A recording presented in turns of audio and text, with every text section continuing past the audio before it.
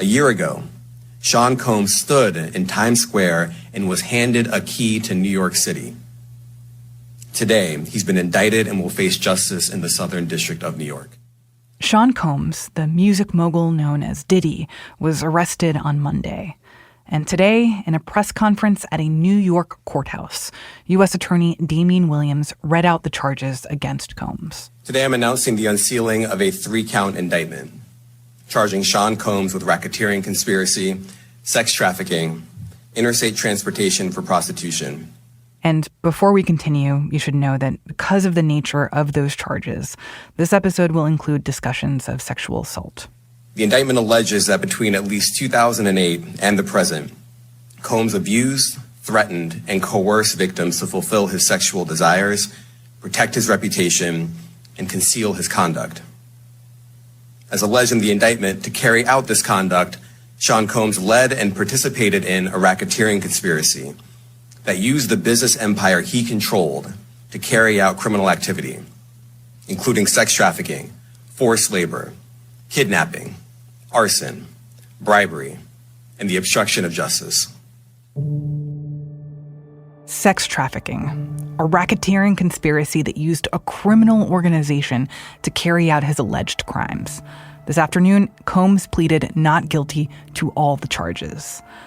My colleague Anne Brannigan has been covering the legal case against Combs since last year, when women first started filing lawsuits against him.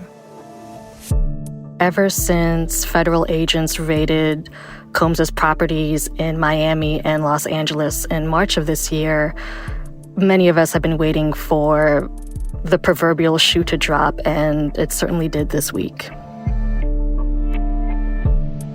From the newsroom of The Washington Post, this is Post Reports. I'm Martine Powers. It's Tuesday, September 17th. Today, the indictment of Sean Combs, the case prosecutors are building against him, and why these charges are coming out now.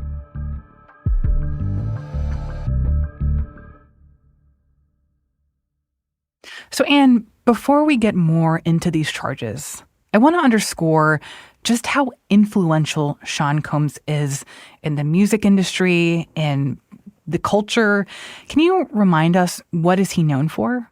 Sure. Well, most famously, he is a hip-hop producer, and he's really responsible for starting one of the most influential record labels in hip-hop, which was Bad Boy Entertainment, which he founded in 1993. He has shepherded the careers of many of the top artists of the last 3 decades, and we're talking about Mary J. Blige, Notorious B.I.G., Mace, and himself, too. And I think it is important for people to understand how famous Combs was, how much he was a huge part of hip-hop and music. What are a couple songs that come to mind when you think about him and his career and his legacy? Well, certainly we have to talk about the Notorious B.I.G. songs. Hypnotize, I think, had a huge impact on the culture.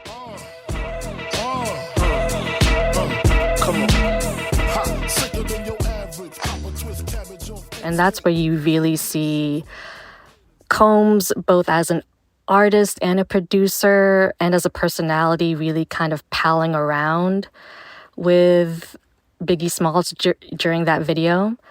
Another song that comes to mind for me is Mo Money, Mo Problems, which featured both Biggie and Mace.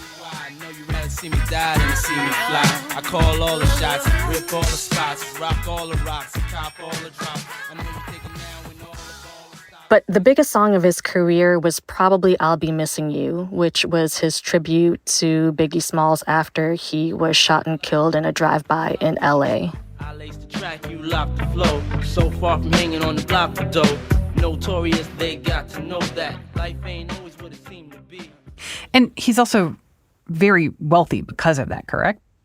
Yes. So to understand Combs' influence, we really have to understand him as an impresario who has his hands in a lot of different pockets, so to speak. So yes, he's a successful music producer and artist, but really much of his influence from the last couple decades comes from other enterprises.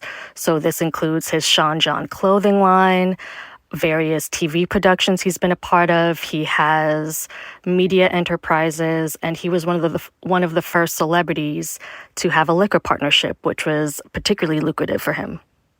And so, I mean, these songs speak to his musical legacy, but also, I mean, it seemed to me like in recent years, Sean Combs had sort of settled into this role as like an elder statesman of hip hop. He was very respected, and it just seemed like he had this role as like one of the origins of how hip hop became the music of America. And this is a moment that's really challenging his legacy, of course. Absolutely. When we think about his contemporaries or the people who held similar status, the names that come to mind are Jay-Z, right? Dr. Dre, the real heavyweights of the genre. And he shared company with them. He was, shouted out by Kendrick Lamar when he won his Grammy. And in the last couple years, he was actually, Combs was getting a bunch of accolades of his own, some sort of lifetime accolades. Wow. Okay, so Anne, we are talking shortly after noon on Tuesday, just a few hours after this federal indictment was unsealed. What do we know so far about why he was arrested? So as we heard earlier, there are 3 counts that he has been charged with by the Southern District of New York. The first is racketeering, which is to say criminal conspiracy. Now, that is a pretty broad charge, and it includes within that several other crimes, including arson, narcotics distribution, and sex trafficking. Now, there is also a separate sex trafficking count involving one unnamed victim. And then we have a third count, which is engaging in prostitution across state lines. And when we think about these charges, what are the details of the crimes that prosecutors here are alleging? So right now, the details are fairly broad in that we don't have, say, specific names of individuals who participated in or were victims of these crimes, but we do know quite a bit from the indictment that was unsealed today. So what we do know is that through his various companies, his associates, and this includes people who are leadership at these companies, all the way down to house staff and personal assistants, were involved in a number of crimes, including trafficking women, coercing them, physical abuse. We also have charges of arson that were related to what seems to be intimidation. And I think one key phrase in the indictment is that his businesses serve to preserve, protect, promote, and enhance his power. And they did this through violence, through the use of firearms, threats of violence, coercion, and verbal, emotional, physical, and sexual abuse. Wow. And I want to talk a little bit about the racketeering charges. What is he being accused of there? We know that Combs ran several businesses, including Bad Boy Entertainment, Combs Enterprise, and Combs Global. And on the surface, these businesses worked to expand his media, entertainment, and lifestyle empires. But the indictment claims that they also carried out a number of crimes at his bidding. And these crimes include forced labor, sex trafficking, narcotics distribution, arson, kidnapping, and obstruction of justice. And the site of many of these alleged crimes were these sex parties that he would refer to as freak-offs. And I want to be pretty sparing here in details about this, but can you just describe what this is referring to and why this has become important in this investigation and in the charges against him? Right. So broadly, there were multiple female victims that were coerced or forced to participate in these sex parties. Also involved were commercial sex workers who were booked and flown out to wherever Combs was through his associates. So the indictment alleges that to coerce these victims, various narcotics were given to them, and this includes ketamine, cocaine, methamphetamine, among other illicit drugs. There was also alleged physical violence that occurred, and these acts were also taped and essentially used to blackmail these victims and preserve their silence. What has Combs said in response to these allegations? Combs' lawyer, Mark Agnifilo, said in a statement that, quote, "We are disappointed with the decision to pursue what we believe is an unjust prosecution of Mr. Combs by the U.S. Attorney's Office. Sean Diddy Combs is a music icon, self-made entrepreneur, loving family man, and proven philanthropist who has spent the last 30 years building an empire, adoring his children, and working to uplift the Black community." He also said, "He is an imperfect person, but he is not a criminal." So if Combs were to be found guilty ultimately, what could these charges mean for him? So right now it's unclear what his sentencing could look like. Federal prosecutors haven't mentioned yet any specific prison sentence. But my colleague Herb Scribner and I talked to some legal experts who speculate that he faces a minimum of 15 years over the sex trafficking charge alone. And with the racketeering charges, he faces potentially life in prison. Wow. And do we have a sense of why these charges are being filed now? So this case has been building up for some time. There have been public allegations against Combs since November 2023, and several of these allegations did include sex trafficking allegations, and sex trafficking is a federal crime. And we know that federal agents have been actively investigating Combs at least since March this year when they carried out their raid of his homes. So what we're seeing is the culmination of those investigation efforts.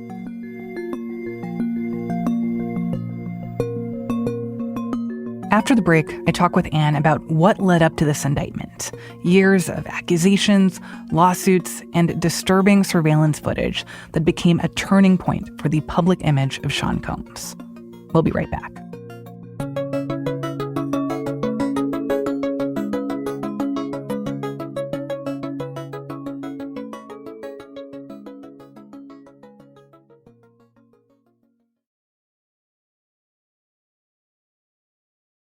So, Anne, as you said, these are not the first accusations against Combs coming up in this indictment, especially in regards to sex trafficking.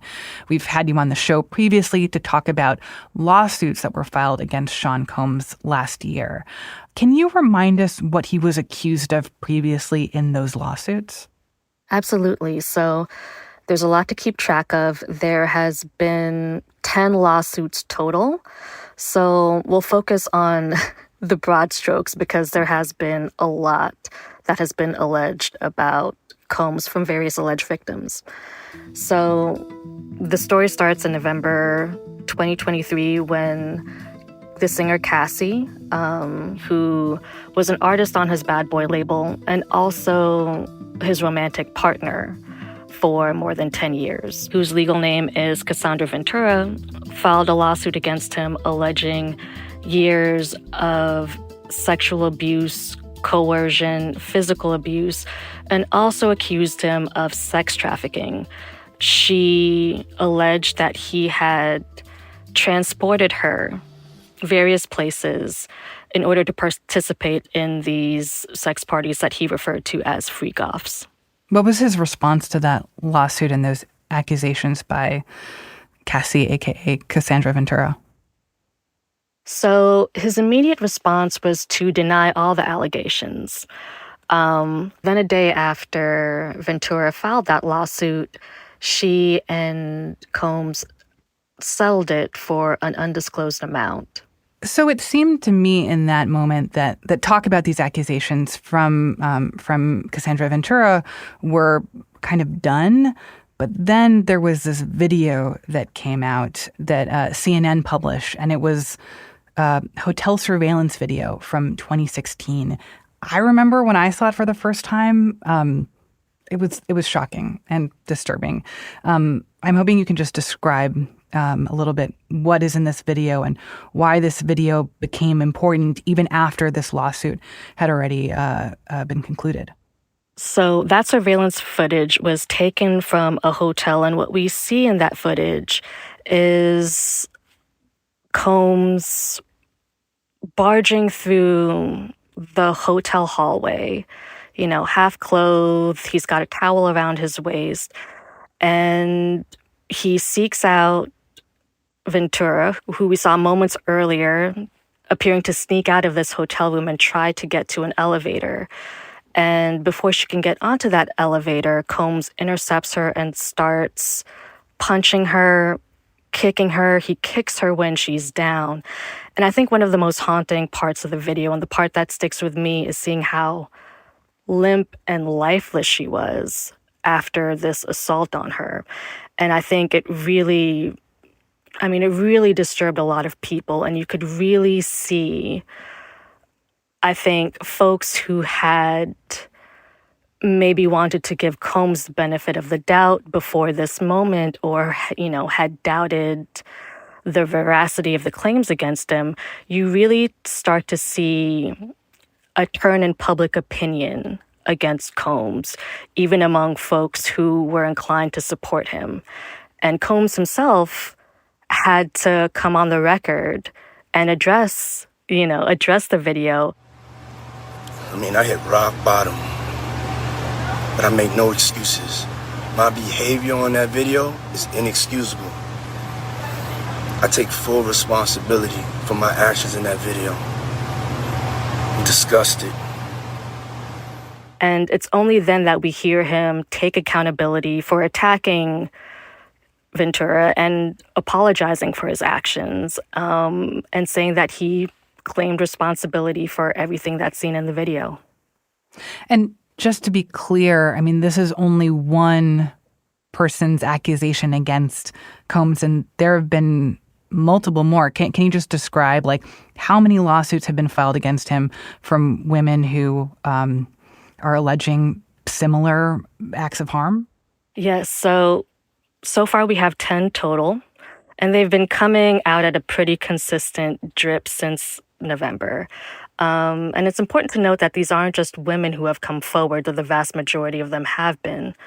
And these allegations have all been pretty consistent. What we see across many of these allegations are accusations of sexual assault, of physical abuse, and coercion. So they allege that Combs used his power over them, either as a famous person or as their employer, to force them into these acts.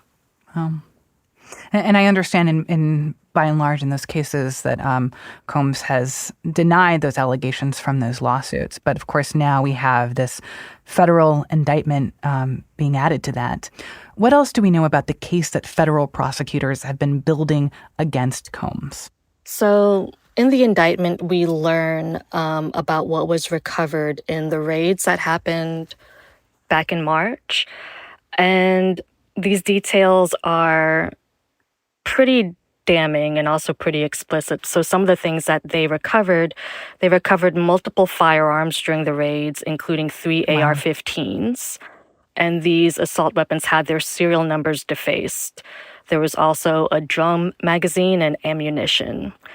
And so this corroborates some of those earlier lawsuits that pointed to Combs having weapons himself or having easy access to weapons via his staff.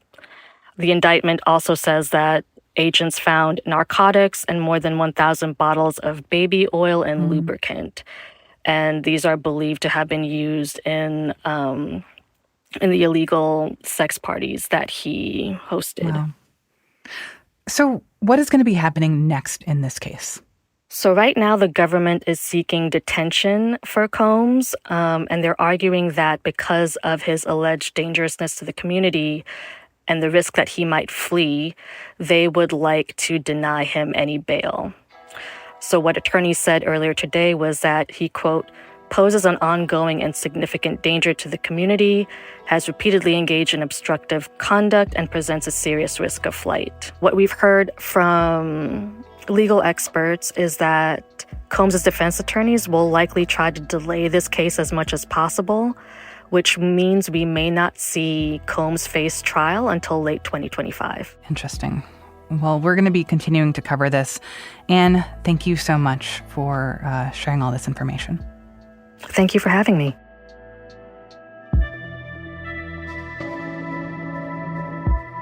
Anne Brannigan is a style reporter for The Post. One more thing. After we taped this conversation, late in the afternoon, a judge denied the request from Combs to be released on bail and ordered that he be sent to jail while awaiting trial. Combs' attorney said that they will be appealing that decision.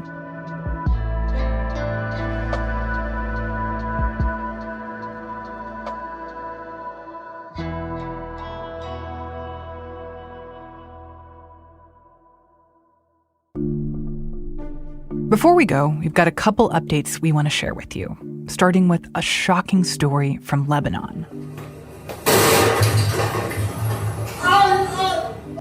On Tuesday, at least 9 people were reported killed and thousands were injured after electronic pagers simultaneously exploded around 3:30 p.m. in Lebanon. Experts say this may have been an unprecedented attack by Israel. Israel Defense Forces have declined to comment on whether it was responsible for the explosions. The pagers were used by the militant group Hezbollah. Because the pagers are so low-tech, they can help people avoid digital surveillance. This attack might have involved sabotaging the devices before they were delivered. Hezbollah is aligned with Hamas. For months, Israel and Hezbollah have engaged in strikes across the Lebanese-Israeli border. And scientists just figured out how many chemicals enter our bodies from food packaging. What does that mean? Okay, think about the shrink wrap that seals raw meat, takeout containers with restaurant leftovers, plastic soda bottles. These are just a few types of food packaging that surround humans every day. And a new study shows that more than 3,000 known chemicals in food packaging have been found in the human body, in samples of blood, hair, or breast milk. Scientists say that there is a need for better testing of food packaging and more regulations on what's considered safe to store food in. That's it for Post Reports. Thanks for listening. Today's show is produced by Sabby Robinson with help from Emma Talkoff and Lucas Trevor. It was mixed by Sean Carter and edited by Rena Flores with help from Monica Campbell. Thanks to Avi Selk and Lindsay Underwood. I'm Martine Powers. We'll be back tomorrow with more stories from the Washington Post.